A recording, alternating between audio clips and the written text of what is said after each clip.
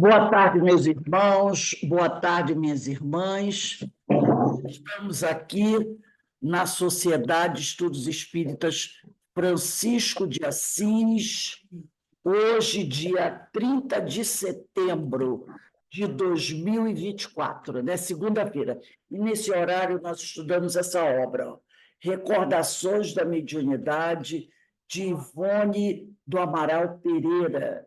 Nós estamos estudando o capítulo que trata dos testemunhos, tá? Testemunhos. Mas antes de nós iniciarmos o nosso estudo, inclusive nesse capítulo, nós já estamos, eu vou dizer mais ou menos os parágrafos, né? Tirando aquela abertura, quando ela cita aqueles trechos do livro Céu e Inferno, 1, 2, 3, 4, 5, 6, sexto ou sétimo parágrafo. Começa assim, todos esses luminares, tá? Sexto ou sétimo parágrafo, todos esses luminares. Mas antes de iniciarmos, eu vou pedir para a nossa irmã Iraci, por favor, minha amiga, você pode fazer a prece de abertura?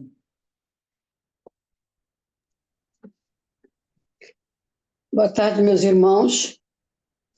Nesse instante, vamos dar início aos estudos do livro de Dona Ivone Pereira, Recordações da Mediunidade, pedindo à espiritualidade amiga que nos ampare, que nos oriente, que nos fortaleça, para que nós tenhamos um bom entendimento da aula de hoje, dos ensinamentos que Dona Ivone nos traz através de seus livros, de seus ensinamentos. E assim vamos progredindo cada vez mais, aprendendo sempre um pouquinho para a nossa própria evolução. Obrigada, Senhor, por todas as oportunidades que nos tem permitido. Que assim seja. Graças a Deus, né? Então, vamos agora, né? Deixa só um minutinho aqui que eu vou pedir a vocês, só um minutinho. Vamos agora iniciar o nosso estudo, como eu falei nesse parágrafo, porque todos esses luminares, porque a dona Ivone Pereira, ela tinha falado aqui do Conde de Rochester, né? Que espírito que enviou livros maravilhosos através da condessa, uma condessa russa, Krijanovsky, que era uma, assim, que era uma médium maravilhosa. Eu trouxe até o nome de 2 livros aqui, A Lenda do Castelo de Montinhoso e A Vingança do Judeu. Ela também falou do livro de Amália Domingos e Soler, que recebeu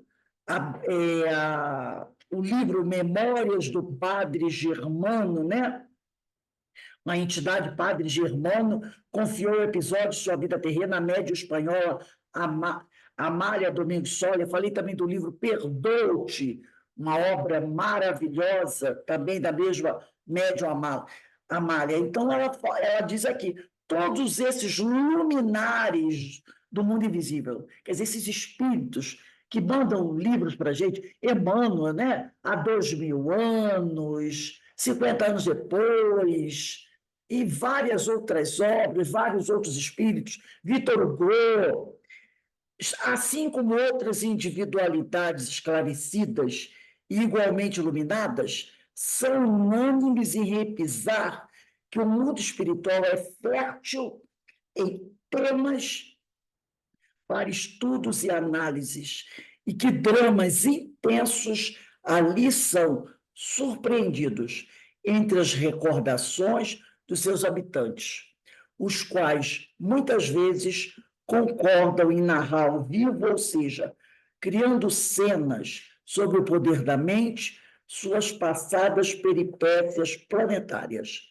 Sabemos também que os escritores do mundo invisível, que concedem obras literárias aos encarnados, se estas são românticas, costumam reunir trechos de uma existência e trechos de outra para uma lição mais completa e lógica, figurando-os como se tratasse de uma única fase planetária.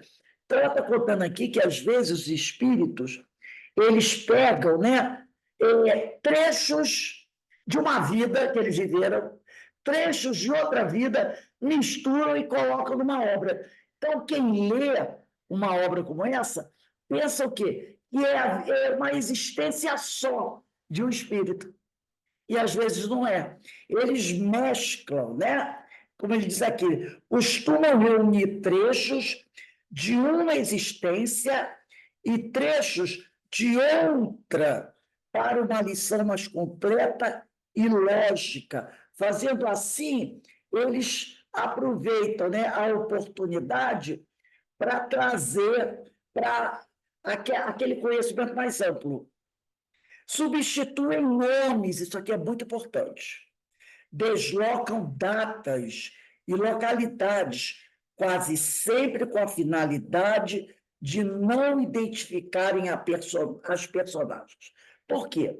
Muitas vezes os parentes daqueles que eles enviaram mensagem ainda estão encarnados. E fica meio complicado, né? Você colocar ali uma história citando o nome daquele espírito. Vê o caso do André Luiz, quando foi escrito o livro Nosso Lar. Parentes daquele espírito já estavam reencarnados. Inclusive, tem uma obra do Humberto de Campos, que Chico psicografa, e ele coloca lá o nome do espírito, Humberto de Campos, da obra, né? O que aconteceu? A família, que não tinha nenhuma ligação com o espiritismo, né?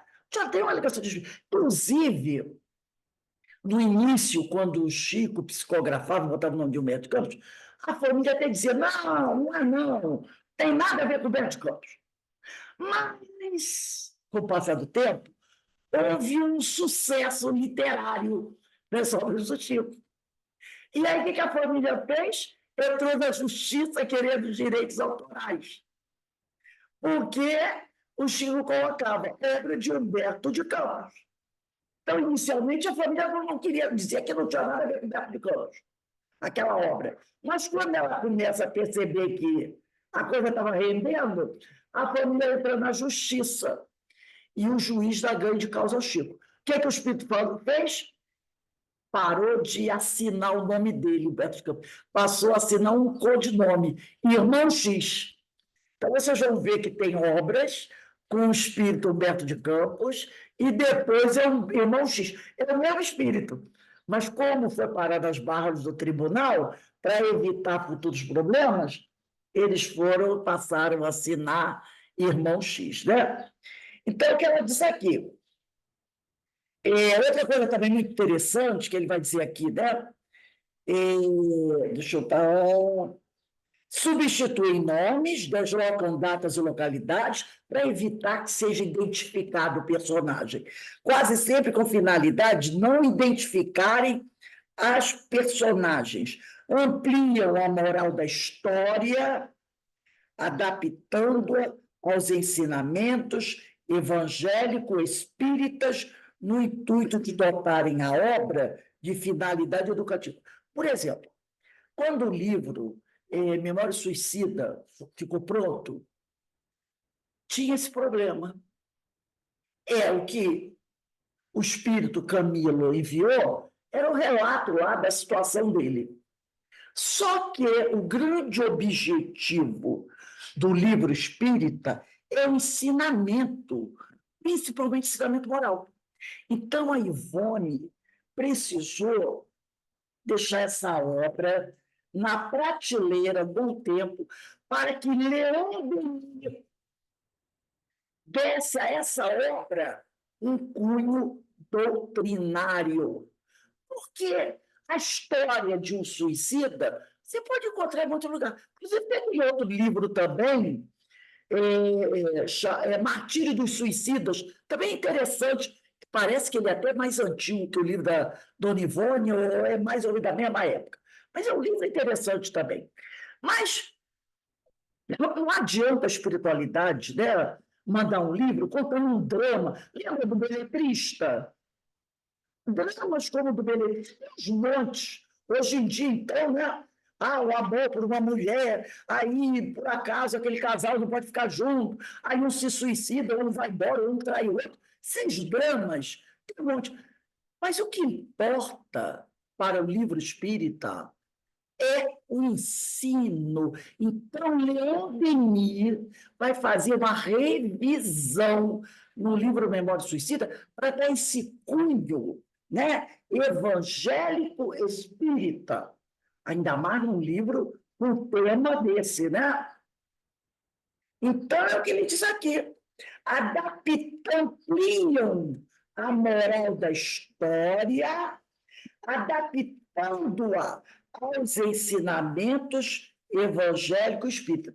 O livro Memória Suicida ali para mim, por favor. É aquele que está com 3 etiquetas, ali lá em cima, do lado direito. Isso.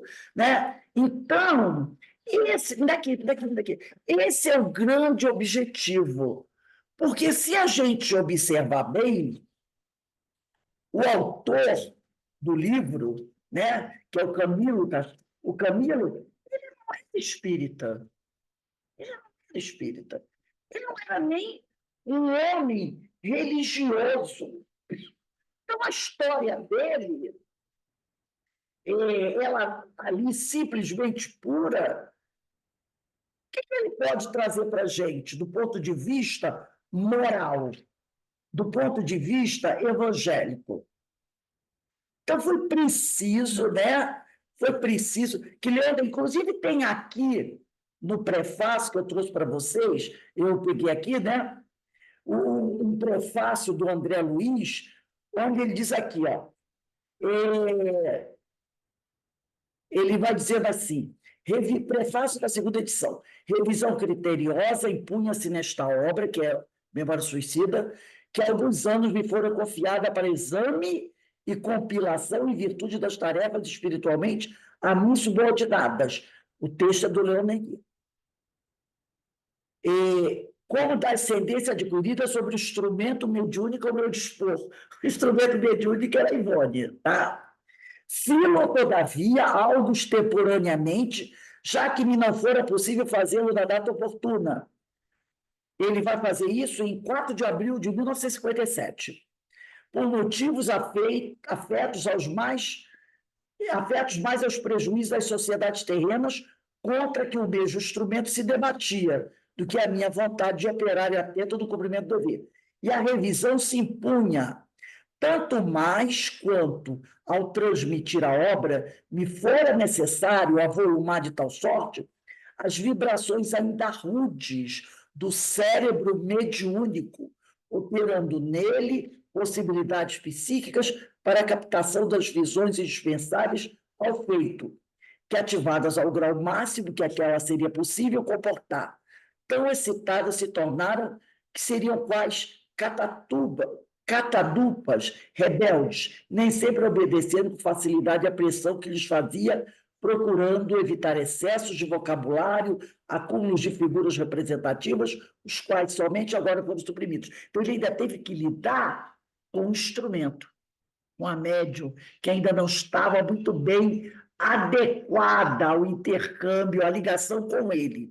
E ele diz aqui, nada se alterou na obra. Todavia, na feição doutrinária da obra, como seu particular caráter revelatório, entrego ao leitor pela segunda vez, tal como foi recebida dos maiores que me incumbiram da espinhosa tarefa de apresentá-la aos homens, e se procurando esclarecer o público, por lhes facilitar o entendimento de fastos espirituais, nem sempre conservei a feitura literária dos originais do Camilo, que tinha sobre os olhos. No entanto, não lhes alterei nem os informes preciosos, nem as conclusões que respeitei como labor sagrado de origem alheia.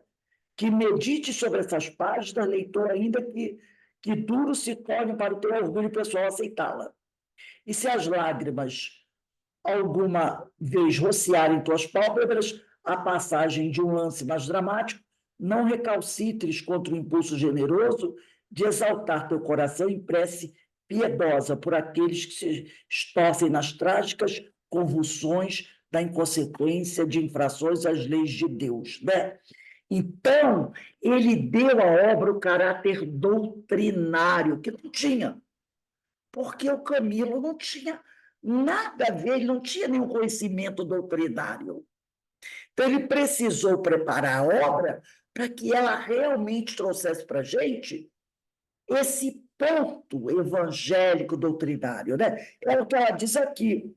Muitas vezes, esses amigos, né, eles ampliam a moral da história, e muitas vezes não foi, vamos dizer assim, norteada na obra, tá?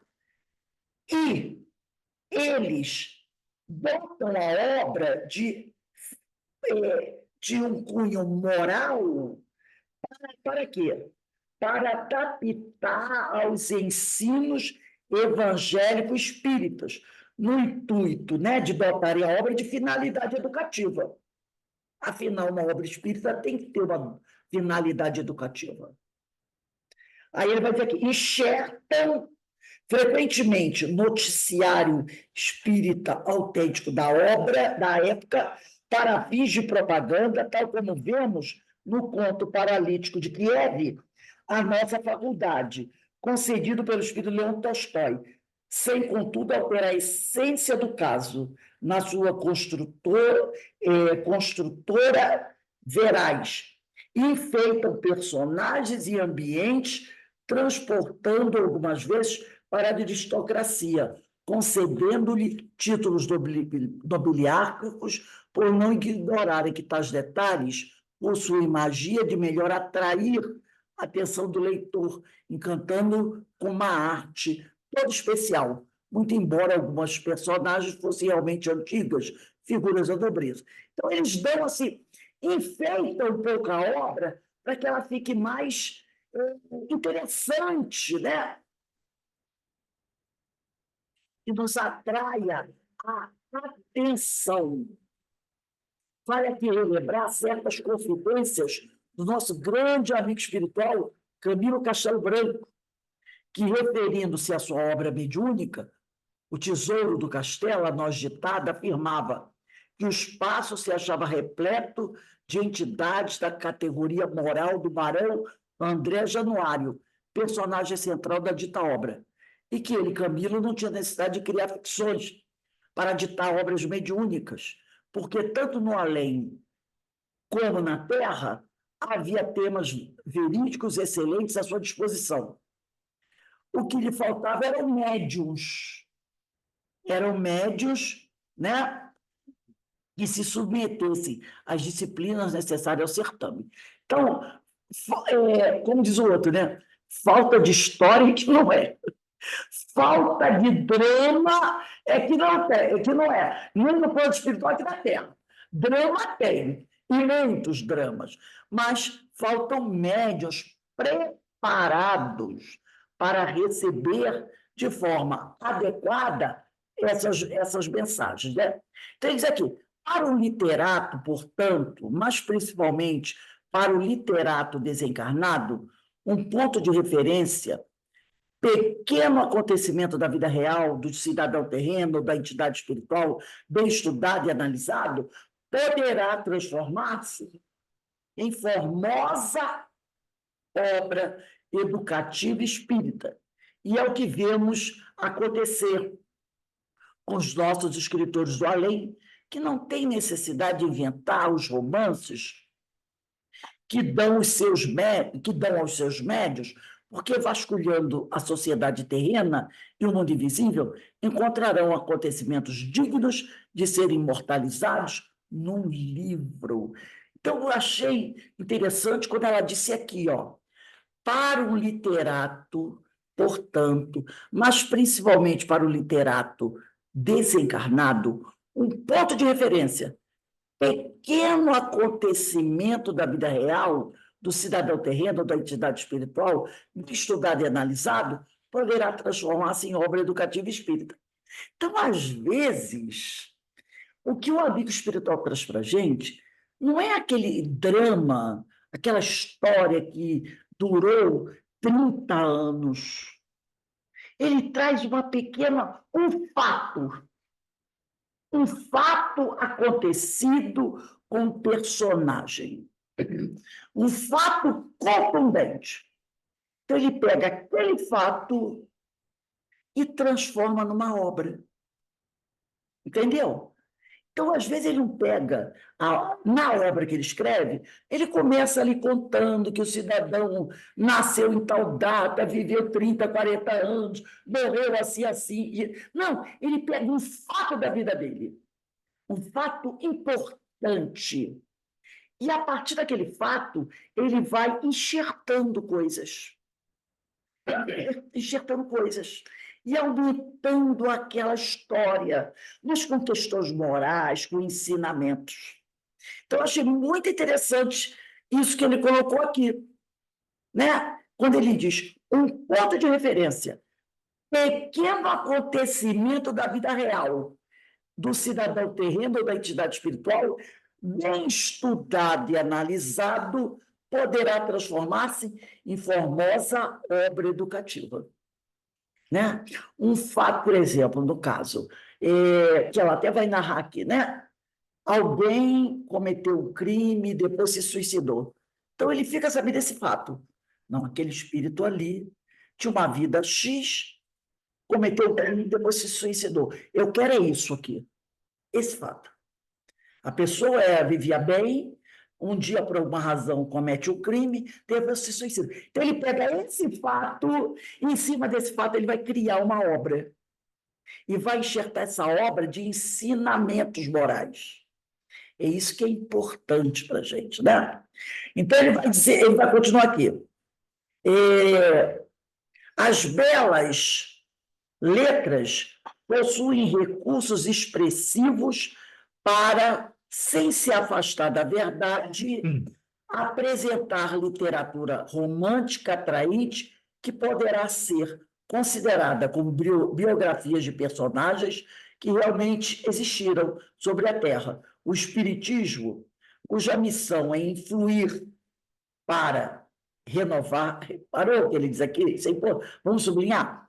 O Espiritismo, cuja missão é influir para renovar,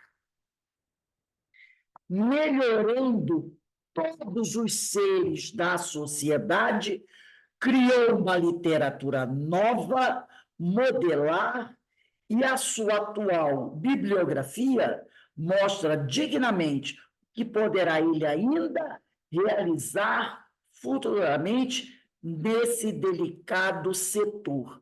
Quem quiser se aprofundar um pouco mais nessa questão dos romances mediúnicos, pega lá o livro Gravação Invisível, da dona Ivone Pereira, no capítulo 6. É o capítulo que se chama Romance Mediúnico. Leia esse capítulo, muito interessante. O livro é Gravação Invisível, que acabamos de ler, né?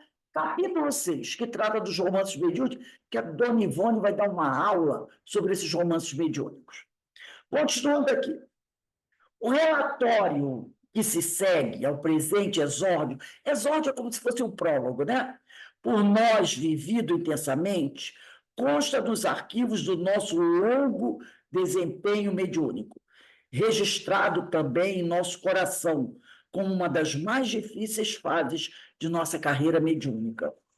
Se assim me posso expressar, procuraremos resumi-lo restringindo ao fato meramente espírita, porque as demais circunstâncias que o emolduram foram tal sorte penosas e humilhantes, né? E humilhantes para nós, que será bom não as passemos ao domínio público. Ela passou por situações muito difíceis, então ela não quer, né, passar isso para nós. Pois devem ser olvidadas, devem ser esquecidas, por obediência às leis de Deus. É, além do mais, a expressão da realidade, não obstante a feição dramática e algo tétrica. O suicida Guilherme existiu em famosa cidade do Fluminense, do sul Fluminense, né? Deixou descendência, ela vai falar sobre esse suicida Guilherme, né? Deixou descendência numerosa, e conquanto não tivéssemos conhecido pessoalmente, quando encarnado, chegamos a conhecer alguns membros da sua família. Se aqui deixamos de desvendar o seu sobrenome, foi aquilo que ela falou anteriormente, foi por atendermos aos princípios de fraternidade recomendados pelo Espiritismo, que não aconselha a identificação integral de nenhum personagem transportado para uma obra que seja de domínio público. E veremos assim como de um fato vulgar da nossa vida de espírita e médium e como de um acontecimento real, mas comum, de além-túmulo, poder-se-ão criar páginas literárias que, traduzindo tão somente a verdade doutrinariamente, esclarecerão o leitor na análise espírita propriamente dita. Então, ela vai trazer para a gente um fato trágico, e esse fato trágico vai trazer para a gente lições imorredoras. Tá? Então, ela não precisa apresentar para a gente todos os detalhes da vida daquele cidadão, apenas o fato trágico em si. E, a partir desse fato trágico, lições importantes serão apresentadas para a gente. Eis a feição romântica de um fato real, mas vulgar da experiência mediúnica. Até hoje, não sou realmente capaz de explicar a verdadeira razão pela qual, no mês de junho de 1935, me vi. Isso tem 80 anos, né, mais ou menos, né?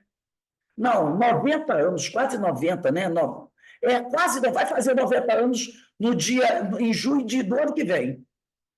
Essa história tem 90 anos, tá? Que é 1935 mais 90 vai dar 2025. 89 anos, vai fazer 90 anos. Olha só.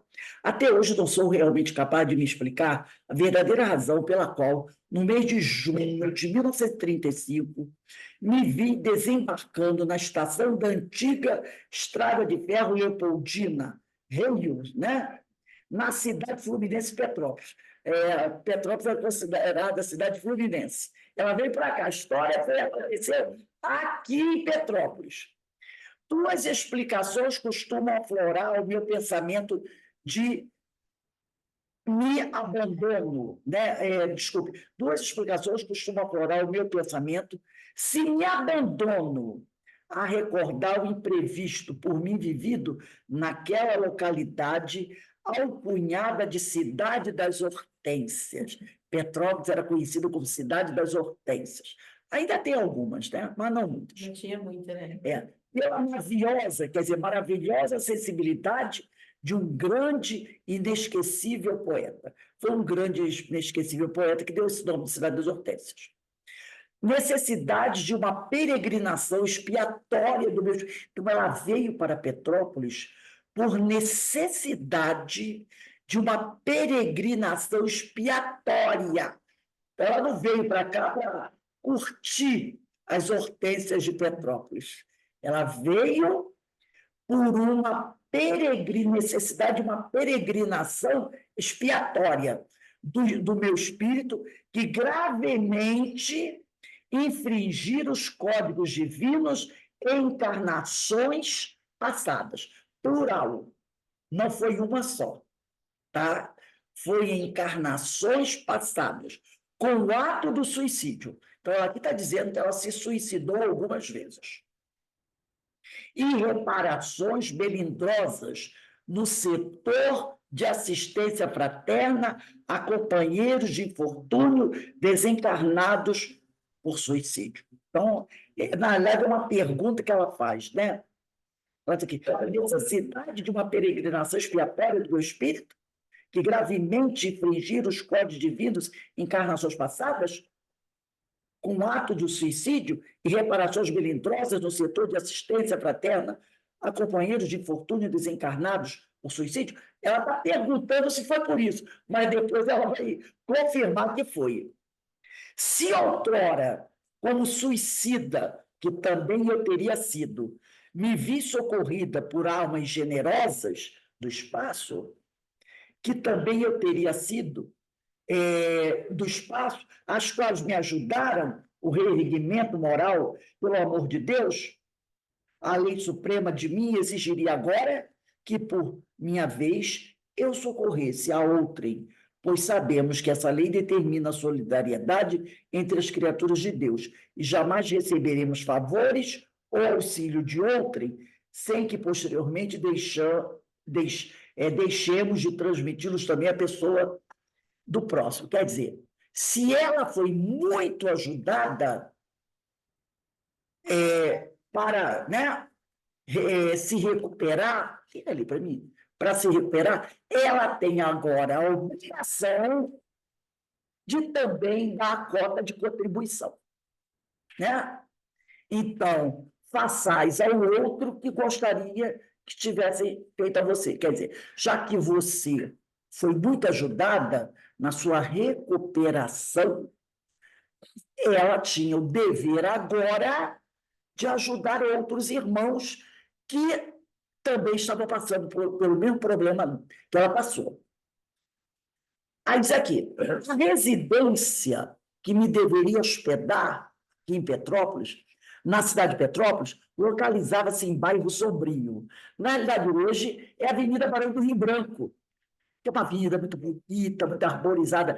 Mas, há 90 anos atrás, essa rua, essa região ali, era assim, muito sombria, era de muitas árvores. Quer dizer, não tinha hoje a urbanização que tem, né? Tinha uma avenida bonita, né? Faz parte do centro histórico, mas naquela época não, era considerada um bairro distante do centro. Porque o centro de Petrópolis hoje se ampliou.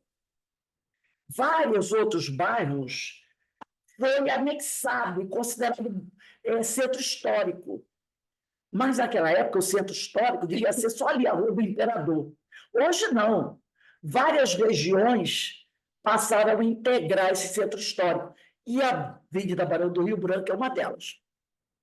Então, ele diz aqui, a residência que ele deveria hospedar na cidade de Petrópolis localizava-se em bairro sombrio e afastado do centro urbano. Hoje não faz parte do centro urbano.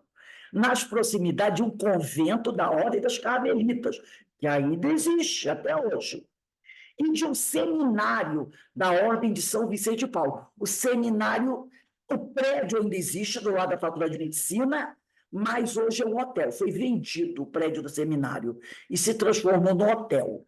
Mas a Ordem das Carmelitas está lá, ainda até hoje. Então, o que a envolvia, né, de perenes sugestões de melancolia.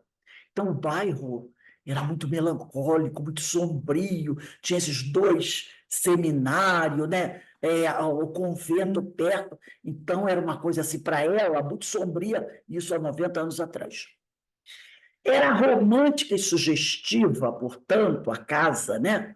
Com grande terreno. Existia ainda essa casa lá. Era romântica e sugestiva, portanto, com grande terreno em elevação, porque nessa rua ainda tem uns casarões, sabe? Casarões com aparência alemã, porque Petrópolis foi colonizado pelos alemães. Ainda tem uns casarões lá, bem grandes lá. Né? Então, ela diz aqui, era romântica e sugestiva, portanto, com grande terreno em elevação, à frente, plantado de hortênsias azuis. Fora construído por um operário alemão, que, por motivos financeiros, mais tarde se suicidara nas águas furtadas. A água furtada é o sótão da casa, né? É a parte de cima, que valiam por outra residência. Então, o sótão da casa era como se fosse um apartamento. Um apartamento, né? Que valiam por outra residência conforme os europeus. Tão confortáveis eram elas. Enfeitio de chalé antigo. Essa casa pintada de branco e com madeiramento e caixilhos vermelho lembrava com efeito edificações alemãs e suíças, o que poderosamente me sensibilizou, dado a estranha afinidade que sempre me impeliu para as coisas e pessoas do norte da Europa. Todavia, tais detalhes, ou seja, o suicídio do operário alemão e suas causas, somente mais tarde chegaram ao meu conhecimento, conforme veremos assim, como a particularidade de ter sido ele o construtor da casa e ter ali vivido e morrido. Apesar do estilo atraente, considerei a casa verdadeiramente lúgubre ao nela penetrar. solitária, como era num terreno isolado e rodeado de sombras, pois se situava na encosta de uma montanha. E ao transpor os seus umbrais, uma sensação forte de angústia e aflição me constringiu de tal modo o coração que eu regressaria imediatamente, se fosse possível, ao meu antigo domicílio, se as circunstâncias que eu então vivia me houvessem permitido. Na realidade, ela foi para esse lugar, para essa casa, e para passar um ano. Eu acredito que, na época, como ela vai dizer mais tarde, a situação dela financeiramente não era muito boa. Então, ela conseguiu, né, uma oportunidade de ficar morando ali por um tempo. Na primeira noite ali passada, não me fora possível conciliar o sono para repousar, dado que me prenderam a atenção gemidos continuados, estertores indefiníveis, murmúrios confusos, ininteligíveis, que eu ouvia como alguém que pretendesse em vão falar claramente com a palavra arrastada e contida por obstáculos inconcebíveis. Então, ela passou a noite ouvindo todo aquele movimento. Ia ser uma coisa horrível, né? Aí ela diz aqui, pancadas no soalho, como se algo insistisse em bater pesada, mais surdamente nas tábuas, de modo incompreensível. Perturbaram-me também durante toda a noite. O ruído provindo do mundo invisível é muito mais impressionante do que a visão, e senti-me chocado. Então, ela diz o barulho que os espíritos fazem, né, é muito pior do que vê-los. Ainda hoje, prefiro ver os espíritos, qualquer que seja a sua categoria moral, ao ouvir os ruídos que eles produzem, pois quaisquer ruídos ou sons provindos do além são assaz diferentes dos conhecidos da terra, como que difusos pelo ar, cavos, surdos, ocos. Aqueles ruídos, com a noite toda passada em sono, alteraram minhas boas disposições físicas e morais. E no dia seguinte, reencontrei-me abatida e presa de insólita angústia. Participando, porém, as pessoas da casa, quer dizer, ela contou para o pessoal da casa o ocorrido, né? Durante a noite, advertiram-me de que se trataria de mera impressão de minha parte, pois jamais fora surpreendido, pois jamais ali fora surpreendido algo suspeito de sobrenatural. Com o decorrer dos dias, no entanto, continuando a ouvir os mesmos rumores, mesmo durante o dia, pude precisar que proviam do teto da casa, exatamente sobre o quarto por mim habitado, ou seja, proviam do sótão. E o pessoal da casa sabia que alguém tinha morrido ali.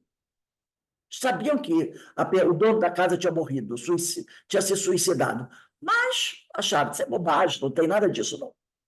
Isso deve ser coisa da sua cabeça. Receosa de desagradar os donos da casa, não mais me queixei.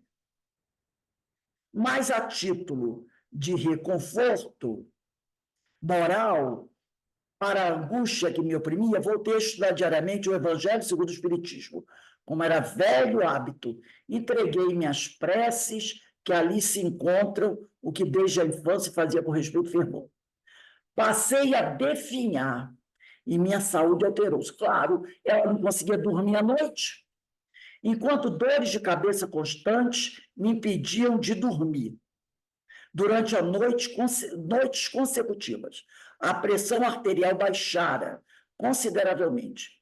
Entrei a perder fosfatos e albumina com tal violência que ainda hoje não compreendo como resisti, sem adoecer gravemente, pois não usei medicamentos de qualquer espécie. Olha só, senão água magnetizada por mim mesma, preparada com preces e súplicas a Jesus, visto que, pela citada época, eu atravessava grandes dificuldades financeiras e não dispunha de quaisquer recursos para consultar um médico.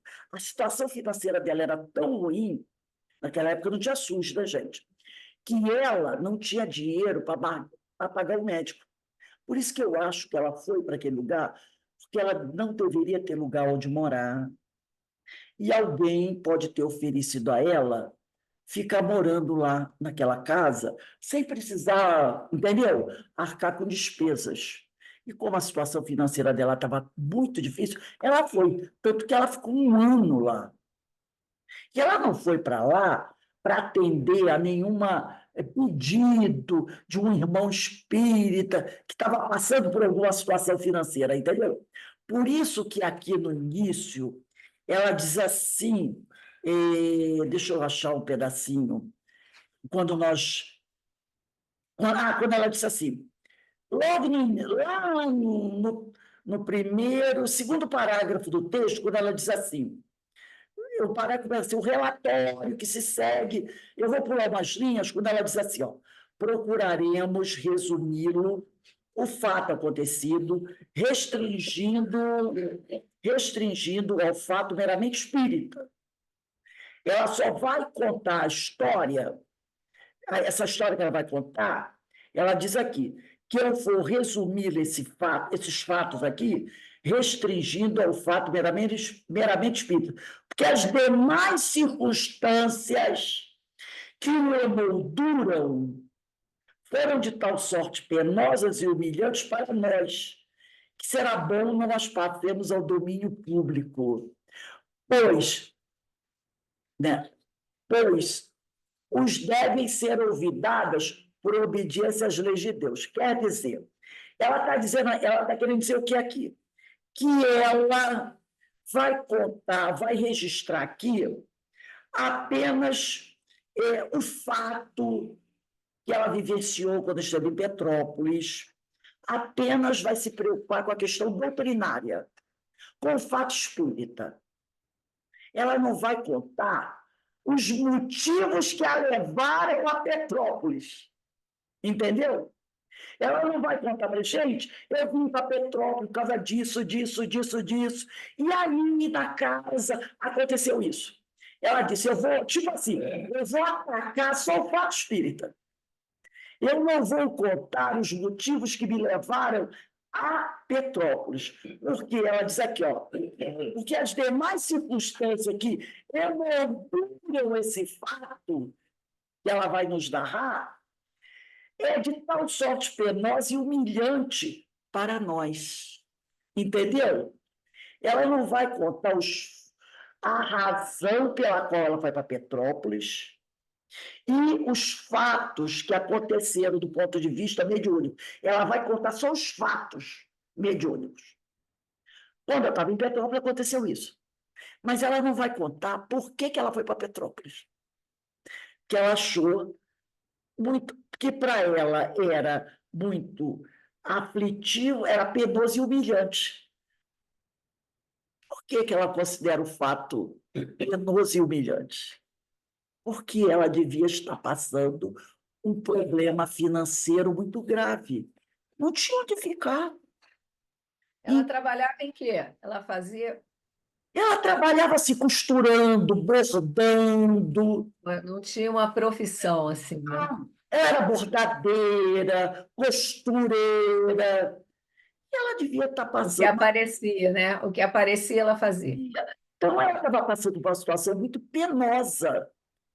Algum amigo que não era, para mostrar que eles não eram espíritas, alguém deve ter oferecido, alguém deve ter dito, olha, eu tenho um parente que tem lá em Petrópolis uma casa muito grande e tem um espaço. Eu vou conversar com esse meu parente, perguntar se ele pode receber você. E ela foi para lá, para ficar lá. Entendeu? Então, ela não quis contar para a gente as razões que a levaram a Petrópolis. Ela só foi contar os fatos mediúnicos que aconteceram lá, porque ela achou muito humilhante para ela. Mas aqui ela diz que ela não tinha dinheiro nem para pagar o médico.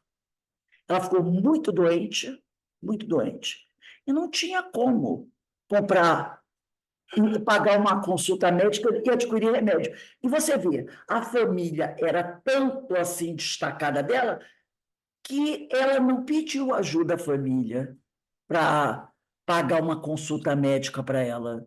Porque se fossem amigos íntimos, eles mesmo, vendo ela doente, se ofereceriam, ou ela teria liberdade de pedir. Ela em nenhum momento pede ajuda financeira a eles, entendeu? Então, não eram pessoas da intimidade dela. Inclusive, quando ela narra o fato de estar ouvindo barulhos, eles dizem, não, não tem nada disso. E sabiam do caso. O que ela faz?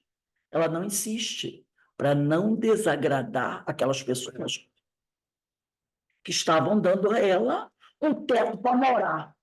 E ela e não foi tanto não foi uma visita que ela ficou lá 1 ano. Então não foi uma visita, né? Ela precisou ficar lá. Então isso aqui eu achei muito interessante. Ela diz: eu não quero contar os fatos que me levaram a Petrópolis. Para mim vai ser muito penoso e humilhante. Eu vou direto ao fato mediúnico.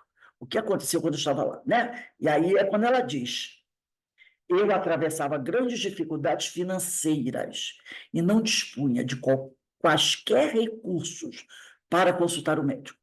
Então, eles deviam dar a casa e comida para ela.